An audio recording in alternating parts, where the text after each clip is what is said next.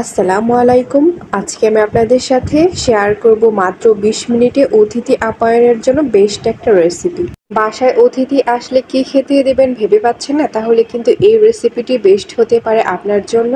এই নাস্তাটা কিন্তু খেতে অসাধারণ। যদি না খান তাহলে কিন্তু বুঝতেই পারবেন না খেতে কেমন। তাও আবার কোনো ঝামেলা ছাড়াই তৈরি করা যায় ২০ মিনিটে। এটা খেতে যে কত মজার আপনারা তৈরি করলে বুঝতে পারবেন। তাহলে চলুন দেরি না করে দেখে নেই এই রেসিপিটি। এই রেসিপিটি তৈরি করার জন্য প্রথমে আমি নিয়েছি চুটকি সেমাইয়ের একটি প্যাকেট। এই প্যাকেটটি ৪০ টাকা। আপনারা বাজারে গেলে যে কোনো দোকানেই কিনতে পাবেন এই প্যাকেটটি। এখন এই প্যাকেটটি কেটে আমি বোলের মধ্যে নিয়ে নেব। প্যাকেটটি কেটে আমি বোলের মধ্যে নিয়ে নিয়েছি। দেখতেই পাচ্ছেন চুটকি সেমাইয়ের দানাগুলো ঠিক কতটা ছোট ছোট। আমি আপনাদেরকে একটু দেখিয়ে দিচ্ছি। দেখতেই পাচ্ছেন একদম ছোট ছোট দানাগুলো। চুটকি সেমাইটা রান্না করার জন্য আমি প্রথমে প্যানের মধ্যে ১ লিটারে একটু বেশি গরুর দুধ নিয়েছি। এখন এই দুধটাকে একটু পরপর এভাবে করে নেড়েচেড়ে দিতে হবে যাতে করে নিচে না পুড়ে যায়। চুলার আঁচটা কিন্তু এই মুহূর্তে আমি লো টু মিডিয়াম হিটে রেখেছি, না হলে দুধগুলো কিন্তু পুড়ে যাওয়ার সম্ভাবনা রয়েছে। এখন এই দুধগুলোকে একবার খুব ভালো করে বলক দিয়ে নেব।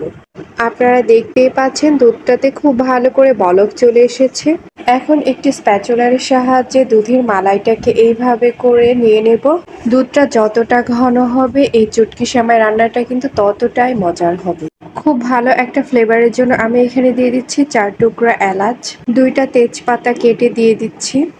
এতে করে চুটকি সেমাইয়ের ফ্লেভারটা কিন্তু খুবই ভালো আসবে। আপনারা না চাইলে স্কিপও করতে পারেন। এখন দুধটাকে খুব ভালো করে ঘন করে জাল করে নিতে হবে। দুধটা যতটা ঘন হবে এই চুটকি সেমাইটা রান্নাটা কিন্তু ততটাই মজার হবে।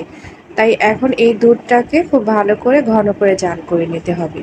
দুধটাকে খুব ভালো করে ঘন করে জাল করে নেওয়া হয়ে গেছে। এখন এই দুধের মধ্যে আমি দিয়ে দিচ্ছি চুটকি সেমাইগুলো।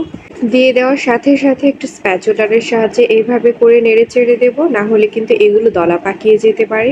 এখন চুটকি সেমাইটা রান্না করার জন্য যতক্ষণ রান্না করব ঠিক ততক্ষণই এই স্প্যাচুলারের সাহায্যে এইভাবে করে নেড়ে চেড়ে দেবো। এতে করে এগুলো লেগেও যাবে না, একদম পারফেক্টলি হয়ে যাবে। চুলার আঁচটা কিন্তু মিডিয়াম হিটে রাখতে হবে। মিডিয়াম হিটে রেখে এইভাবে করে অনবরত নাড়তে হবে। এতে করে চুটকি সেমাইটা খেতে কিন্তু অনেক ভালো লাগবে।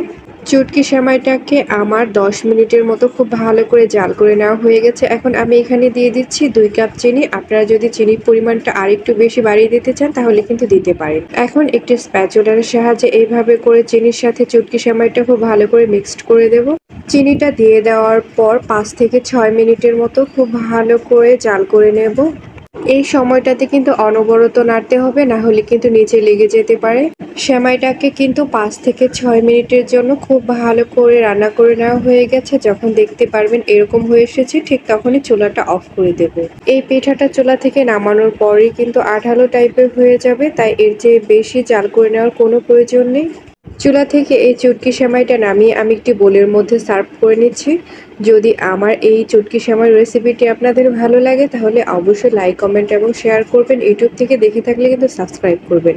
আর ফেসবুক পেজ থেকে দেখে থাকলে কিন্তু ফলো করবেন। আর আমার এই ভিডিওটি দেখার জন্য সবাইকে অনেক অনেক ধন্যবাদ। আর আমার তৈরি এই ২০ মিনিটের চুটকি সেমাইটি কেমন লেগেছে অবশ্যই কিন্তু আমাকে জানাতে ভুলবেন না।